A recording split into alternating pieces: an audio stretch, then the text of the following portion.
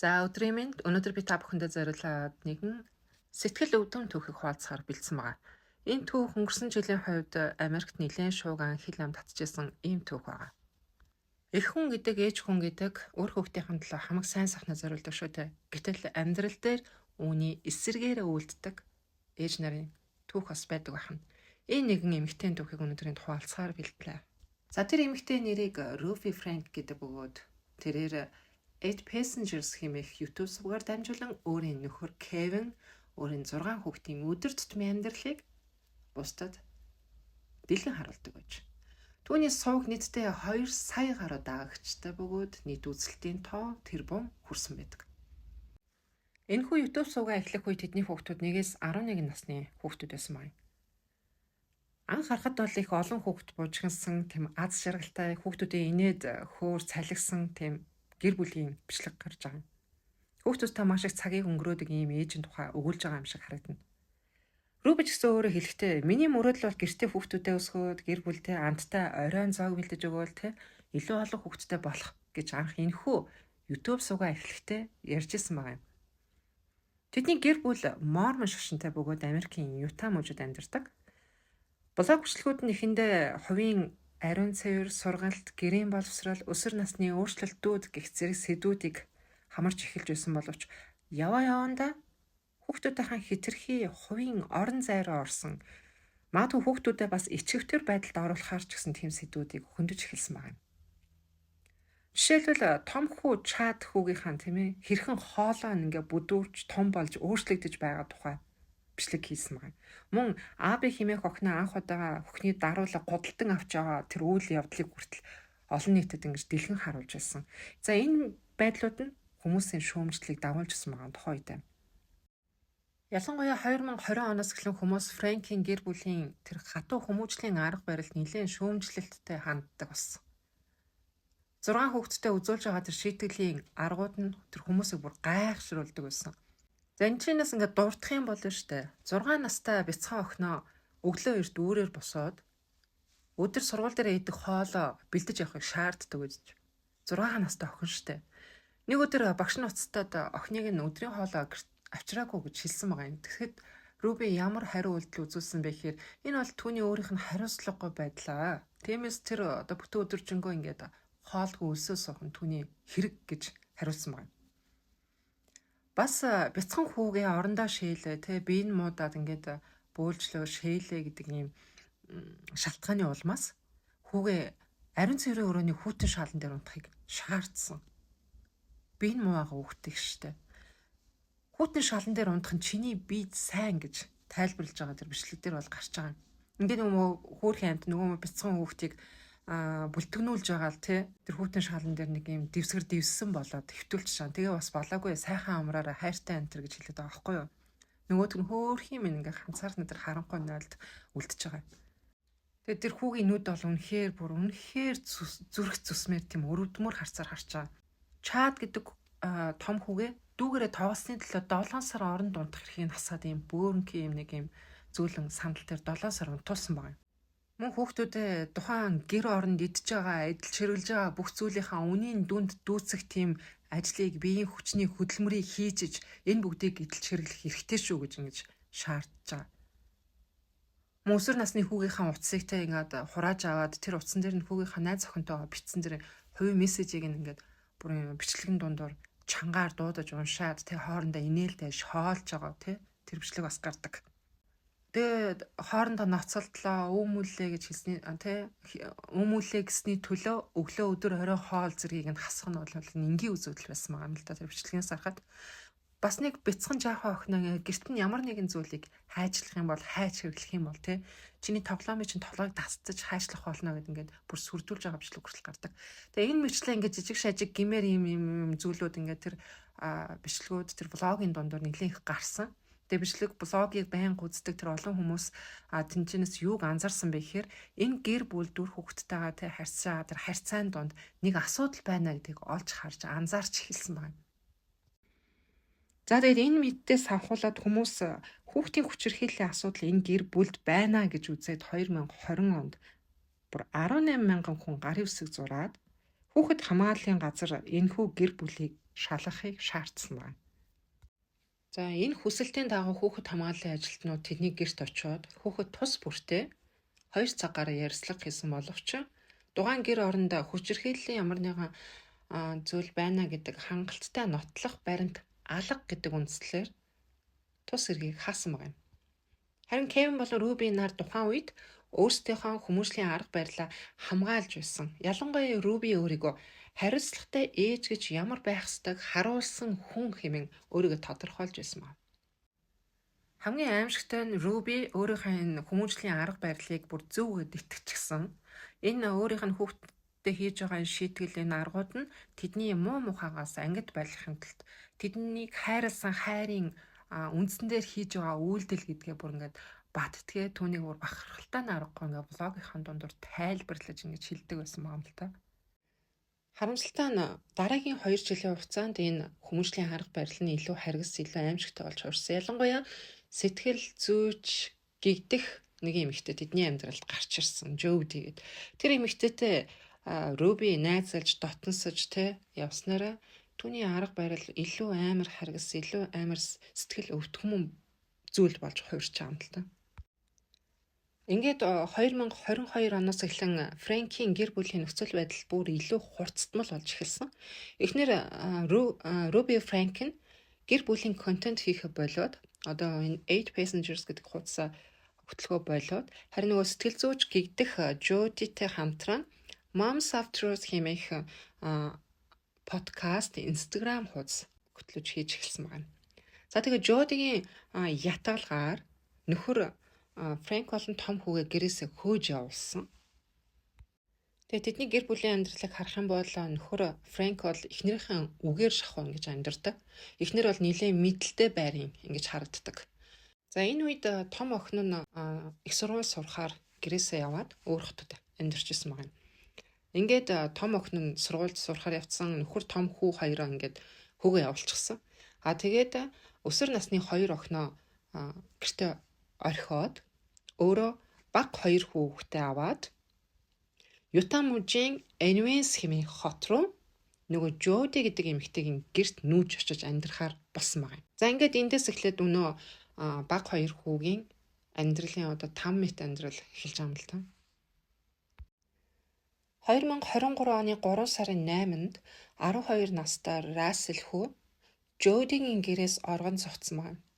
Ингээд эхний 2 айлын хаалгыг нүдсэн боловч хариу сонсоогүй. Ингээд 3 дахь айлын хөршийнхөө хонхыг дарсан. Тэгээ хөршүүд нь байж таарсан байна. Ингээд хөршөөсөө тусламж хүсээд намайг хамгийн ойр байгаа цагдаагийн эцэстээр ингээд надтай хамт очиод яваад өгөөч гэд ингээд гуйсан байгаа. Тэгээ хөрш нь энэ үед яг юу болсон, ямар учиртай яасан гэдэг ингээд гарч ирээд харахад хүү маш их турсан, эцэж ядарсан, өлсөд сангасан, бүр нүднээс гарцсан. Ерөөсөө нэг явдаг арга яс шиг юм байдалтай байсан. За үүнийг харсан хөрш яасан мэхэр шууд цагдаа руу уцтаад 911 руу уцтаад энд ийм хүүхэд байна, ийм асуудалтай ийм хүүхэд оллоо гэдгийг хэлсэн байна. Удаачгүй анх түргэн тусламж яриад анхан шатны тусламж үзүүлсэн. За тэгээд түргэн тусламжийн эмчин хүртлийн хүүг хараад ингээд уйлж байгаа ингээд бичлэг дээр цагдаагийн камер дээр харагддаг. Тэгэхээр хүү ямар амар болсон нь чээс харагддаг. За ингээд цагдаагийнхан ирээд хүүгийн хэлсэн хаягийн дагуу Жодигийн гэрийн хаалгыг тогшдог. Харин энэ үед Жоди ингээд гар утсаараа ярьсан чигээрээ гарч ирдэг. Тэрээр өмгөөлөгчтэйгээ ярьж байгаа юм л та. Цагдаа нарыг ирж байгаа гэдгийг мэдээд байшингаас гарч ирнэ үү гэхэд Жоди гарч ирээгүй. Уцаар ирсэн би өмгөөлөгчтэйгээ ярьж байна гэд. Харин цагдаа нар түүний хүчээр байшингаас нь ингэж гаргаж байгаа энэ цагдаагийн бичлэг дээр гардаг. Тэгтэл Жоди яасан гэхээр та нар ямар эрэхтэй гэж зөвшөөрдгөөж миний ингээд хувийн эзэмшилд халдлаа орж ирдэ гэдэг юм нэг яриа гаргаж байгаа. Харин цагдаа нар бид турж ицсэн өсөд цангасан гар хөлөндөө юм наалддаг тууд скотчор ингээд баглуулсан хүүхдийг мэдээлэлээр ирсэн. Энэ тохиолдолд бид нөхцөл байдлыг шалгахын тулд өөрхийн нэгэн ийм нөхцөл байдал байгаасыг тодорхойлох үүрэгтэй. Учираас тийм ээ ирсэн гэдгийг Жодигийн өмөөлөгчд хэлээд гэрт нь орж нэгжлэг хийж байгаа. Тэгээд гэрт нь тэднийг ороод яваад ингээд шалгаж явах үед үд дөхөж байх үед тэд нэр Рудигийн 10 настай охиныг угаалгын өрөөний шүүгэнээс олсон. Энэ үед охин хөвч энсэн өмдтэй, ягаан цамцтай те ингээд шалан дээр ингээд завлаа суучихсан. Бүр ямар ч хөдөлгөөнгүй ингээд суужсэн. Үсийг нь ингээд хусчихсан тийм ээ. Байс.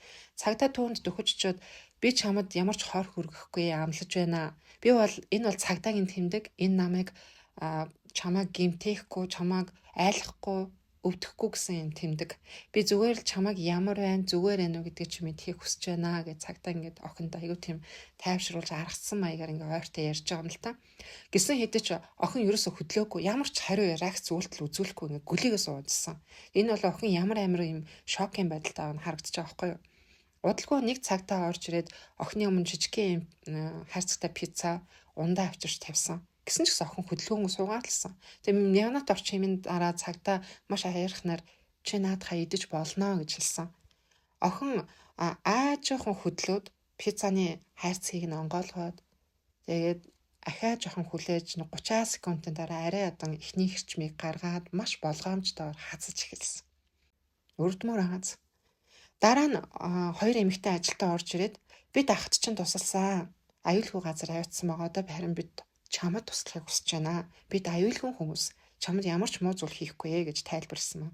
Ингээ нэлээд ятгаж тайлбарсны эцэст охин маш удаанаар айжуухан гэх чинь босоод өрөөнөөс арай ядан гарч байгаа энэ бичлэгтэр гардаг. За дараа нь цагдаа нар байшинг өргөжлүүлэн шалгаад нэгжиж явах үед энэ байшин бол нэлээд том юм метр квадраттай хаус харагдаж байгаа. 5 сая долларын үнэтэй юм хаус гэж байгаа. Тэгээд шалгаж явах үедээ доод хонголд буюу зойрын хэсэгт нэг сонин хаалга харагдсан. Давхар хаалгатай, сейфний ийм төвчээ шиг кодон төвчээтэй ийм хаалга болсон.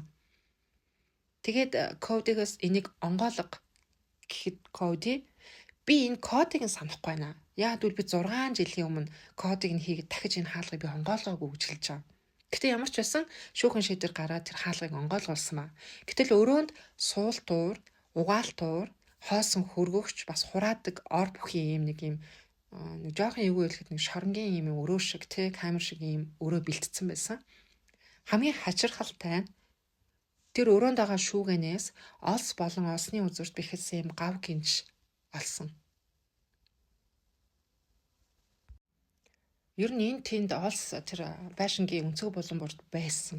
Мөн скотчнууд нэлээд их хэмжээгээр шинэ задлсан задлаагүй скотчнууд их байсан. Тэгээ хамгийн аимшигтай нэг зүйл нь юу байсан бэ гэхээр халуун ногоо чинжүү байдаг штэ. Халуун ногоо зөгийн бал хоёрыг ингээд хооронд нь хутгаад ийм нэг зуурмаг бэлтцсэн байсан. Тэгээ тэр зуурмаг нь ямар учиртай вэ гэхээр хүүхдүүдийн ингээ хөл гарны шархан дээр нь ингээд дүрхээд тэрэн дээрээ скотчоор нааж хүүхдүүдийг тамлан зовоодаг байсан бахан. Амар байгаа зү. Тэгээд байшиндаас хангалттай хэмжээний юм өрөөстөө хоол хүнс лаазалсан бүтээгдэхүүнүүд их байсан. Гэтэл хүүхдүүд маш их тураалтай эцэж ядарсан байсан харагдсан тийм ээ. Тэгэхээр тэр бүгд бол хүүхдүүдэд зориулагддаг байгаа байхгүй юу?